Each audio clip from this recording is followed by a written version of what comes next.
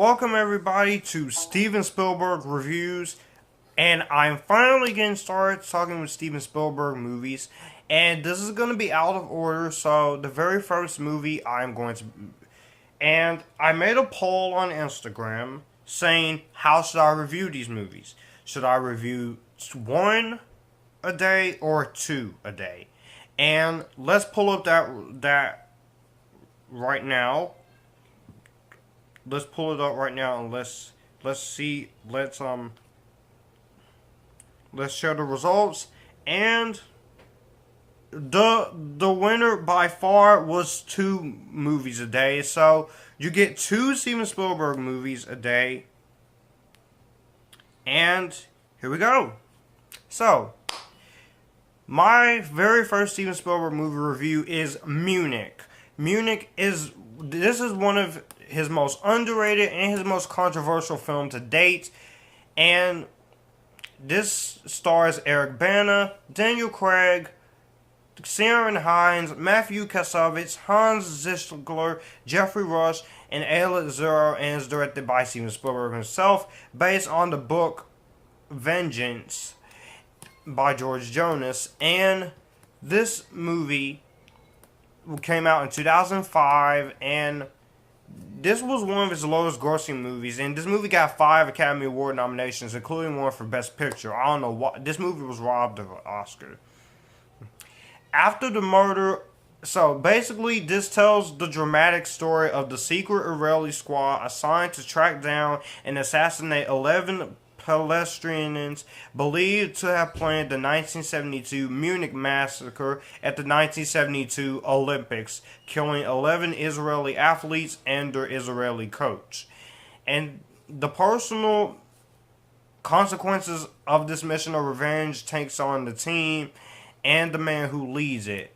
So Avner, who's played by Eric Bana, conducts a worldwide operation targeting 11 individuals, and as the assassinations pile up, he begins to question his morality of his actions. That's the basic plot of Munich, because Munich, this is a great film. I really enjoyed the film. I was interested in the story. I thought the story was interesting. I thought this was a story that it didn't necessarily need to be told, but I'm happy that the story got told. And this movie is controversial because of the subjects that Steven Spielberg has chosen to talk about. Some people has criticized this movie for equating the Israeli assassins with terrorists and all of that, but this is actually based on a real life event. And some things have been changed for dramatization purposes. And this movie is great. And this was such a sad event too. So Steven Spielberg, I applaud him for not screwing this up. I praise Steven Spielberg as a director because he is one of my favorite directors. And I think his score in this movie was incredible. I thought he made a really good score, a good film, and his film is just very well done. It's well shot, very well acted from everyone. Eric Bana is in this movie, and I do feel bad for Eric Bana as an actor because he never got that chance to rise up and get more leading roles. I don't know, it's because of the Hulk movie, which I do like. I do like the 2003 Hulk movie. I don't know why, but he's one of the most underrated actors out there. And I just feel like his performance breaks through in this movie. You question he's questioning his things that he's doing, and it's just very, very good, especially towards the end where he's very disillusioned. And spoilers if you got to, at the very end of the movie, he's unhappy to be hailed as a hero because he got justice on the terrorists who killed the people at the Olympics. And yeah, this was a 1972 event, so not many people has heard of this movie. You also got good actors in here like Geoffrey Rush. He's a good actor from the Pirates of the Caribbean movies. Hector Barbosa, you know who he is. Daniel Craig, James before he was James Bond. Ciaran Hinds, Omar Metwally, Mathieu Kassovitz, Hans Zischler. Ayelet is Eric Bana's wife. A lot of good performances in this movie, and it's a very international cast. The movie has a 78 on Rotten Tomatoes. This has good dialogue. This is one of 2005's best movies, and this is a beautifully made film. It has compelling characters. It has a really good script.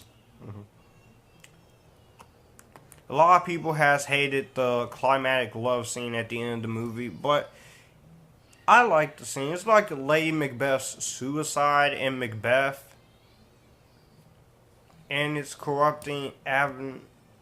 The scene is a very sad movie, and it's a very intense movie. John Williams' music is great. How can you go without talking about the great John Williams? He is a great freaking composer. He got nominated for Best Score, but it lost to freaking Brokeback Mountain. There is nothing good about that movie. I have not seen that movie, but this movie's better. There's a lot of good cinematography by Janusz Kaminski. He does a really good job with the cinematography. From technical wise, the movie's really good. Acting wise, everyone does a good job. Direction wise and script wise are both solid. I think he really brought through in this movie, and I thought Steven Spielberg really did a good job at telling a story that needs to be told. This is a very sad movie, and I just think the film was good. I thought this movie was great. The ending is the saddest part, and for a movie, this movie is 2 hours and 43 minutes. 2 hours and 43 minutes long. In some ways, it does kind of drag, but in some ways, it doesn't. And this movie is in 6 different languages: English, Hebrew, German, Arabic, Italian, and French. So sometimes you will have to read subtitles, but if you can look past the subtitles thing, the language thing, and appreciate Steven Spielberg's efforts and what he was trying to do with this film, I think you will appreciate this movie more. I appreciate this movie. I thought the film was really amazing. I thought this film was great. It's one of his most underrated films, right next to The Color Purple and Minority Report. And I'm very happy with this movie. So, at the end of the day, I'm going to give Munich my highest grade of my JD RSA, because this is a really good movie. I do recommend more people to check this out if you haven't. So let me know what you guys think of Munich down below. Do you like Munich? Do you hate it? You couldn't get into it. I know there are some people who couldn't get into it. And New York Times has called this the 16th best movie of the 21st century so far by New York Times. That is awesome. And if you like this film, you can come here. We can have a good time. And I will see you guys in the Adventures of Tintin, Secret of the Unicorn.